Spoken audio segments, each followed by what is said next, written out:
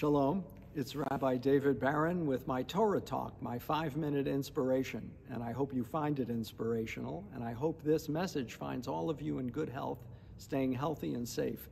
You know, we say the Torah is a lamp unto my feet and a light unto my path, and I wanted to share with you this beautiful antiquity that I was given as a gift.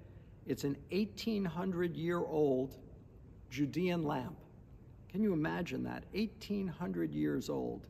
And what they would do is put a little olive oil in the center and a wick in the corner, and it would light the home and light the path. And that's how we see the Torah, as a source of light and inspiration through all generations.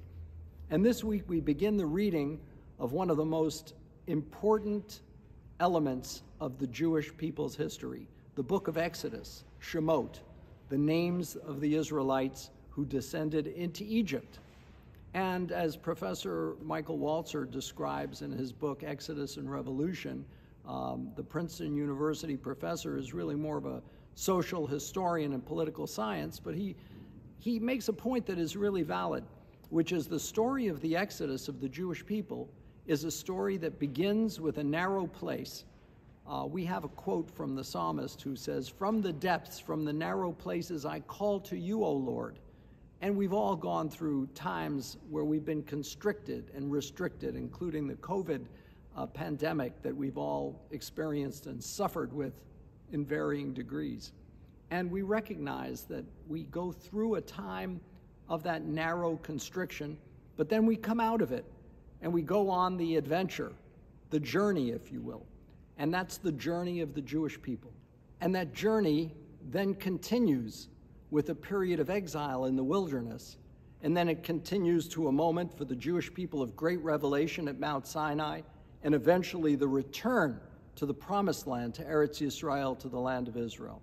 And all of us have gone through journeys in our lifetime that has elements of constriction and restriction, of wandering for a time aimlessly in a wilderness of our own choosing or of circumstances, and then eventually a moment of inspiration that takes us back home to our source, to our core.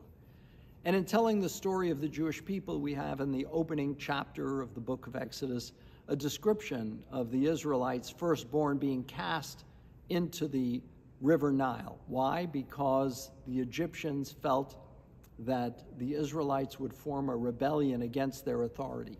And ultimately, that's what did occur. What occurred was a rebellion against the tyranny of slavery. One of our great American leaders, Benjamin Franklin, had a quote. He actually designed the reverse of the seal, the Great Seal of the United States of America, with a picture of Moses leading the children of Israel out of Egypt. And he said, "Rebellion to tyranny is obedience to God." Think of that for a moment. That rebellion against tyranny, which our forefathers declared and committed themselves to under the leadership of Moses and divine inspiration and guidance of God, was reflected in the American Revolution against the tyranny of a British monarch, of an English king, who was so cruel in taxing the people in such an incessant way that it was just unacceptable. So that kind of rebellion against tyranny is part of the message that God demands of us a respect for every human being's right to liberty and freedom. And that's what we all strive for in our personal journey in life. And I hope as we all go through our life journey, we'll remember that the moment of inspiration for us comes to that Torah that is the light on our path, that inspires us to live our best self, and that also reminds us of how precious freedom is and how we have to preserve it in each and every generation through our struggles on our behalf and on behalf of others. I think that for me, one of the great gifts of the book of Exodus, and many of you know I wrote a book about Moses called Moses on Management for Simon & Schuster, describing the challenges of Moses and the challenges of leadership in every generation.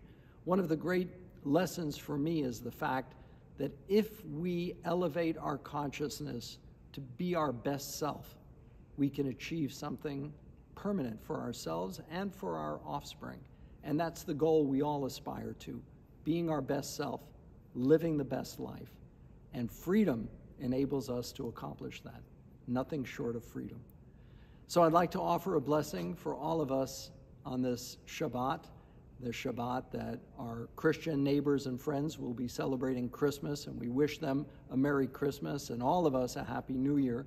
On this Shabbat, we'd like to offer this blessing. Dear God, bless all of your children of every denomination and belief with the blessing of life, with the blessing of freedom. May we enjoy the great freedoms that we cherish. May all of us be blessed with life and health, prosperity and joy in the year to come. And let us say, Amen. Shabbat Shalom.